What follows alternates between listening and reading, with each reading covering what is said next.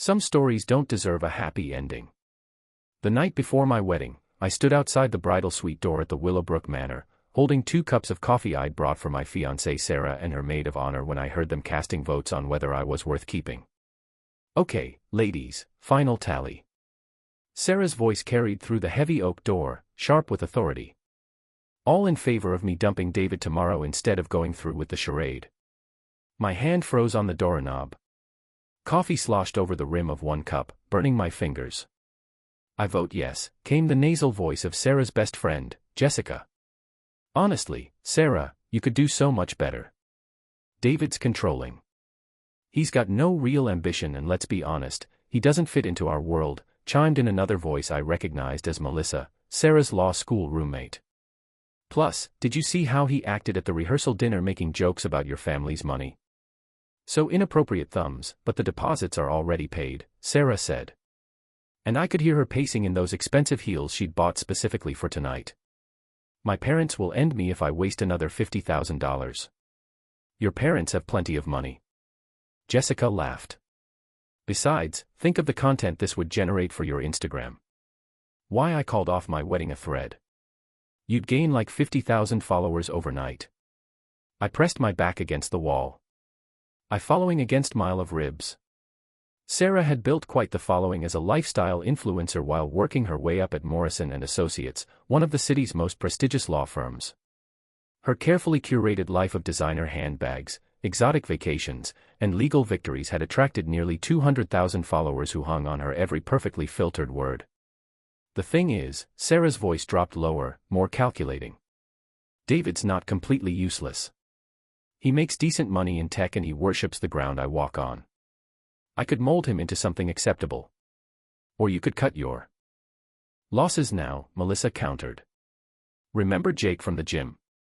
Now that's husband material. Rich family, owns 3 fitness centers and those abs." Sarah sighed dreamily. "God, you're right.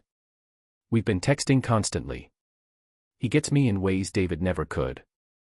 Millennium, the same last name as her law firm. "Of course. So, what's it going to be?" Jessica pressed. "Freedom or settling for mediocrity?" The silence stretched for what felt like an eternity. I found myself holding my breath, coffee growing cold in my trembling hands. "I'll give him one chance," Sarah finally declared. "Tomorrow at the ceremony, I want him to publicly apologize for embarrassing me at the rehearsal dinner. If he can humble himself in front of everyone, prove he knows his place, then maybe we can make this work," Melissa asked. "Then I'll call it off right there at the altar. Can you imagine the drama, the photos? My followers would eat it up." The 3 of them dissolved into laughter, the sound like breaking glass in my ears. I set the coffee cups down on a nearby table and walked away, my mind already spinning with possibilities. They wanted drama. They wanted content for social media. Fine. I'd give them something they'd never forget. The rest of that night, I barely slept. I lay in the hotel bed, staring at the ceiling, listening to Sarah's gentle breathing beside me when she finally came to bed around 2 a.m., reeking of champagne and expensive perfume. She'd whispered, "I love you," as she curled up against my back, and I'd had to bite my tongue to keep from laughing. By morning, I had a plan. The Willowbrook Manor looked like something out of a Gothic novel in the gray October light. Built in 1897 by some railroad baron, it had been converted into an event space in the 90s, but you could still see the decay creeping in around the edges, peeling paint on the window frames, moss growing between the stone blocks, and a persistent smell of mildew that no amount of expensive floral arrangements could mask. Perfect. I'd spent the early morning hours making preparations while Sarah got pampered at the hotel spa with her bridesmaids. A few phone calls, a trip to the local farmer's market, and a conversation with my buddy Marcus, who ran sound equipment for events, had set everything in motion. "You sure about this, man?" Marcus had asked when I explained what I needed. "This is going to be nuclear." "They want a show," I'd replied, handing him $500 in cash. "Let's give them one they'll never forget." Now standing at the altar in my rented tuxedo, I watched Sarah glide down the aisle in her $5,000 dress, her smile radiant for the cameras. Her father, a stern man who'd made his fortune in real estate, walked beside her with the expression of someone attending a funeral rather than a wedding. The guests filled the manor's great hall. Sarah's side packed with her law firm colleagues, influencer friends, and various social climbers, while my side held my parents, a few college buddies, and some coworkers from the tech company where I worked as a systems administrator. Sarah's mother, Patricia, sat in the front row wearing a hat that probably cost more than my car payment, dabbing at her eyes with a handkerchief. She'd never liked me. Had made that clear from the moment Sarah brought me home 3 years ago. "He's very earnest," she told Sarah while I was standing right there. The word earnest delivered like a diagnosis of terminal illness. The officiant, a friend of Sarah's family, began the ceremony with the usual platitudes about love and commitment. I nodded at the appropriate moments, said, "I do," when prompted, and waited for my moment. "The bride and groom have prepared their own vows," the officiant announced. "David, would you like to go first?" This was it. Sarah's eyes met mine, and I saw the expectation there, the demand for public submission disguised as love. "Actually," I said, my voice carrying clearly through the hall. "Before I share my vows, I have something else I'd like to say." I pulled out my phone and nodded to Marcus, who was manning the sound booth at the back of the hall. The speakers crackled to life. "Last night, I recorded a conversation that I think everyone should hear," I announced. Sarah's face went white. "David, what are you?" But her voice was drowned out by the audio now blasting through the sound system. Her own voice crystal clear, discussing whether I was worth keeping, debating my value like I was a stock option. The reaction was immediate and chaotic. Gasps rippled through the crowd. Sarah's father shot to his feet, his face purple with rage.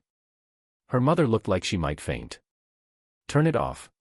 Sarah shrieked, lunging for my phone. But I was already moving, pulling the second part of my plan into action. Hidden beneath the altar were 5 large buckets of overripe fruit and vegetables I'd purchased that morning. Tomatoes, peaches, pears, all perfectly rotten and reeking. "You wanted to know if I'd humble myself," I said, hefting the first bucket. "Here's my answer." I hurled the contents directly at Sarah. Rotten tomatoes exploded across her designer dress, sending chunks of putrid fruit flying into the front rows. The smell was instantaneous and overwhelming. Sarah screamed, slipping on a mushy peach and going down hard on her backside. Her carefully arranged hair, which had taken 3 hours to perfect, was now decorated with decomposing fruit. "David, stop!" my mother cried from the crowd. But I was far from finished. The second bucket caught Jessica as she tried to rush the altar to help Sarah.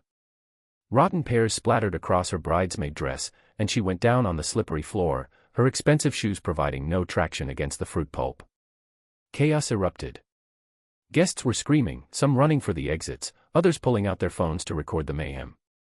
Sarah's father charged toward me, but slipped on a rotten apple and crashed into the flower arrangements, sending white roses flying. "This is for 3 years of being treated like your pet project," I shouted over the noise, emptying the third bucket in a wide arc that caught several of Sarah's law firm colleagues. "For every snide comment, every condescending look, every time you made me feel like I should be grateful, you were slumping it with me." Sarah was sobbing now, trying to scrape fruit pulp out of her eyes. "You're insane. You're absolutely insane." "No," I said, grabbing the fourth bucket. "I'm just done pretending to be someone I'm not to fit into your pathetic little world." This bucket I saved for Patricia, Sarah's mother, who had spent 3 years making subtle digs about my family's modest background. The rotten fruit caught her square in her expensive hat, and she shrieked like a banshee. "And this," I said, hoisting the final bucket, "is for Jake Morrison and all the other guys you've been texting behind my back." The rotten fruit arced through the air, catching not just Sarah, but several of her influencer friends who had been trying to help her up. The great hall now looked like a war zone with well-dressed people slipping and sliding through fruit pulp, their expensive clothes ruined. "By the way," I announced, my voice still carrying clearly through Marcus' sound system, "I've accepted a position with a tech firm in Seattle. I start Monday. Consider this my resignation from your little social experiment." I dropped the empty bucket and walked down the aisle, stepping carefully around the fruit carnage. As I passed my parents, I paused. "I'm sorry you had to see this," I told them quietly. "But some things can't be handled with quiet dignity." My father, a man who'd worked construction for 30 years and understood something about standing up to bullies, just nodded. "Do what you have to do, son. Flooring behind me, Sarah was still screaming, her voice with rage and humiliation. "I'll destroy you for this. I'll ruin your life. Everyone will know what kind of psychopath you are." Marshall back one final time, surveying the chaos I'd created. Rotten fruit dripped from the manor's ancient chandeliers. The wedding cake had been knocked over in the melee, white frosting mixing with fruit pulp on the floor. Sarah's perfect influencer life was literally and figuratively in ruins. Looking forward to the content, I called back to her. "Don't forget to tag me." Then I walked out into the gray October afternoon, breathing free air for the first time in 3 years. 6 months in Seattle had been exactly what I needed. The tech job paid well. The city was full of people who didn't care about your family's pedigree or whether you knew which fork to use for the salad course. I'd found a decent apartment in Capitol Hill, started going to a gym where nobody knew my history, and began the slow process of rebuilding my life. But I'd also spent those months planning every notification from Sarah's social media accounts, every tagged photo from her friends, every article about the wedding day disaster that had gone viral on TikTok and Twitter. I'd monitored it all. Sarah had indeed turned our destroyed wedding into content, spinning herself as the victim of a toxic relationship with a clearly unstable man. Her follower count had exploded to over 500,000. She'd also moved fast with Jake Morrison. Within a month of our non-wedding, she was posting gym selfies with her trainer and life coach. By month 3, they were Instagram off. Official. By month 6, she was living in his downtown loft and had been promoted to senior associate at Morrison & Associates.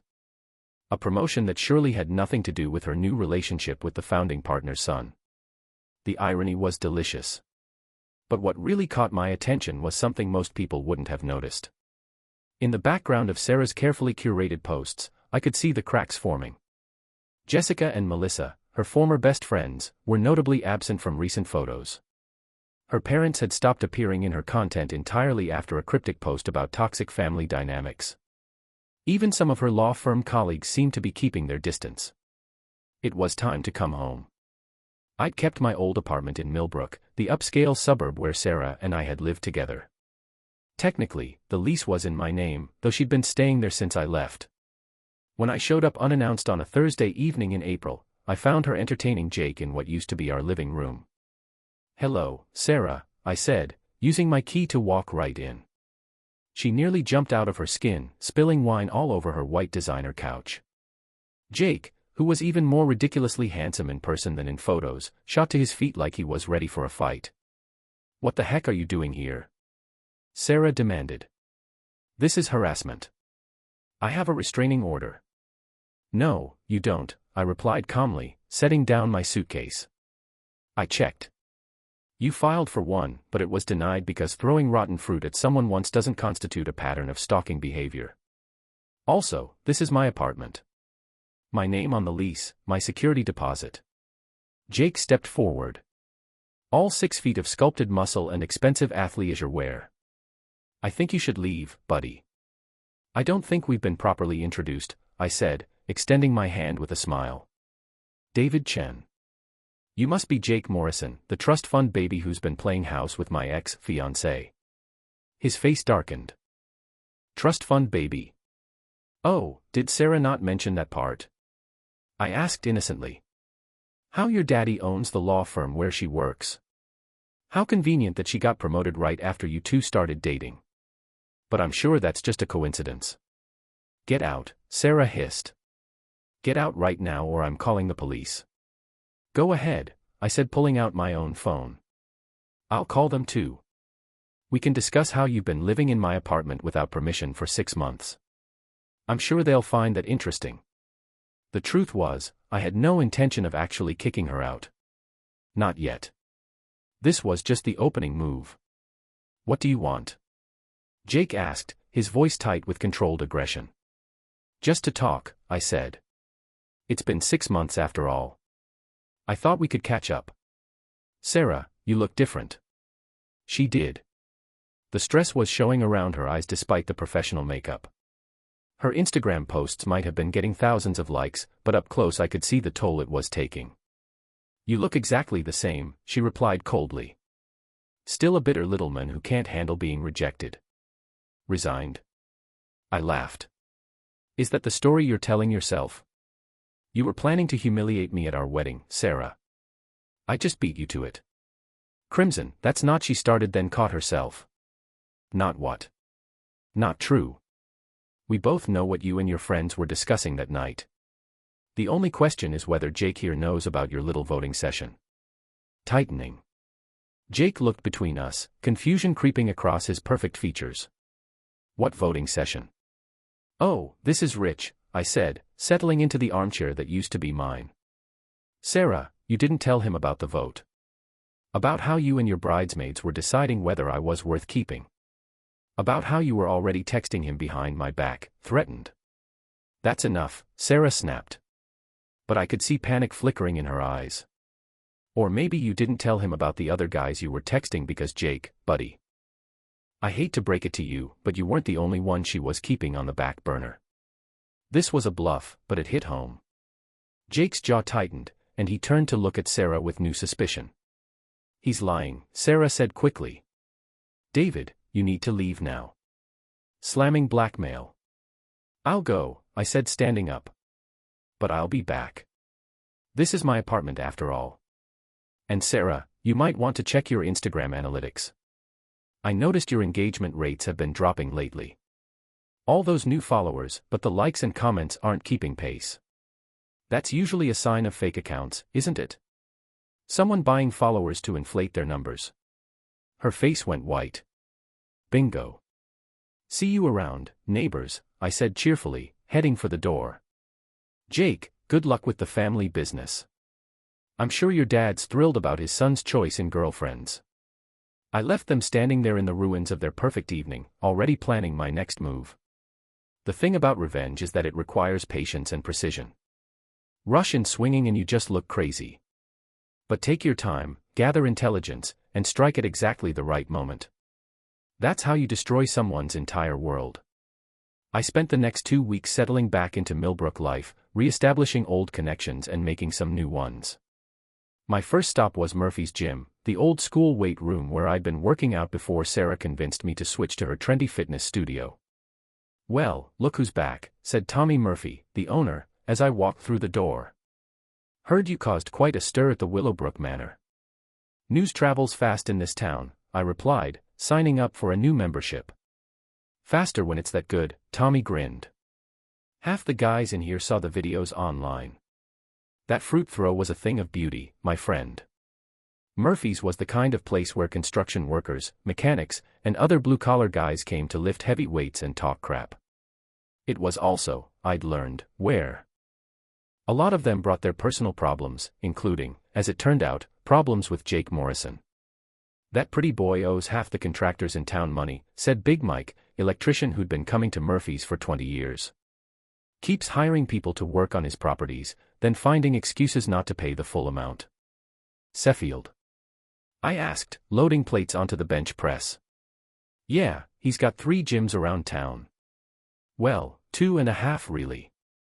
Word is he's about to lose the lease on the one in Riverside because he's behind on rent. This was interesting. Sarah's social media painted Jake as a successful entrepreneur. But the reality seemed more complicated. How behind? I asked. 3 months last I heard. And the equipment loans on all 3 locations, those are getting called in too. I filed this information away and kept listening. Over the next week, I learned that Jake Morrison's fitness empire was essentially a house of cards, propped up by his family's money and a lot of creative accounting. The trust fund baby comment I'd made had been more accurate than I'd realized. But Jake's financial problems were just the appetizer.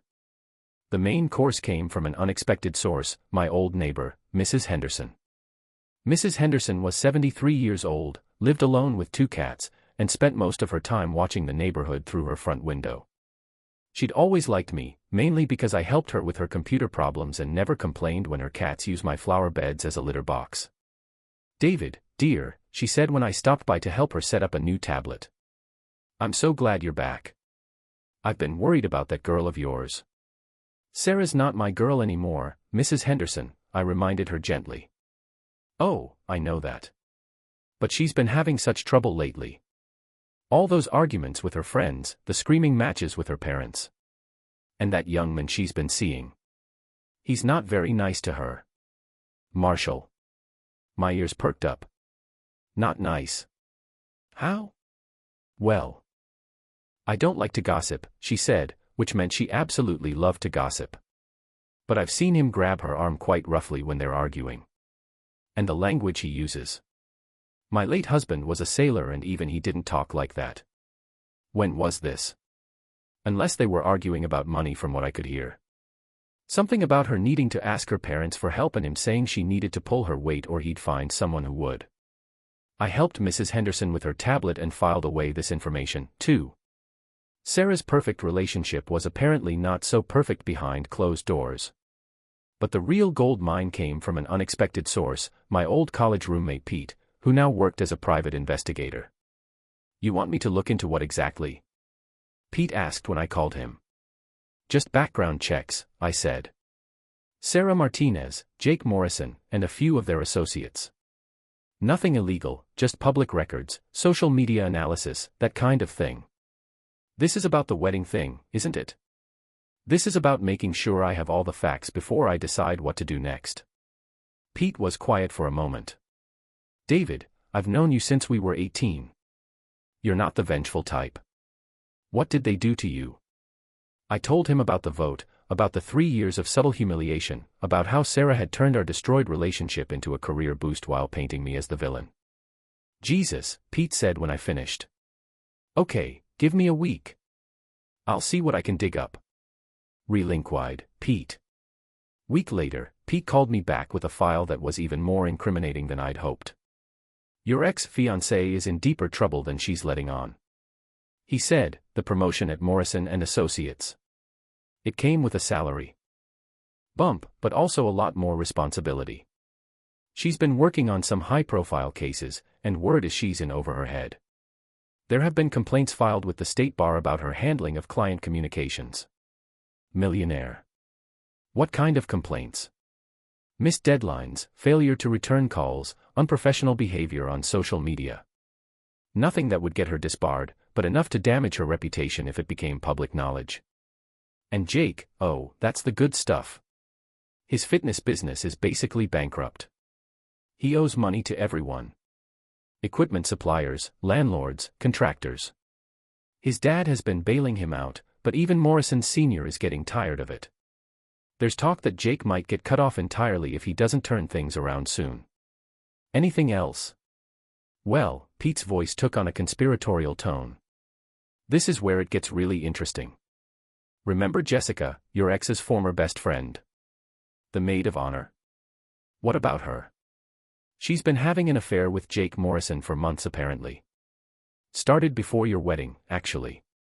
I've got photos, credit card records showing hotel visits, the whole 9 yards. I sat back in my chair processing this information. Sarah didn't know her boyfriend was cheating on her with her former best friend. Jake was essentially broke and being supported by his family's money, and Sarah's legal career was hanging by a thread. Pete, I said finally. You've just given me everything I need to destroy both their lives. What are you going to do?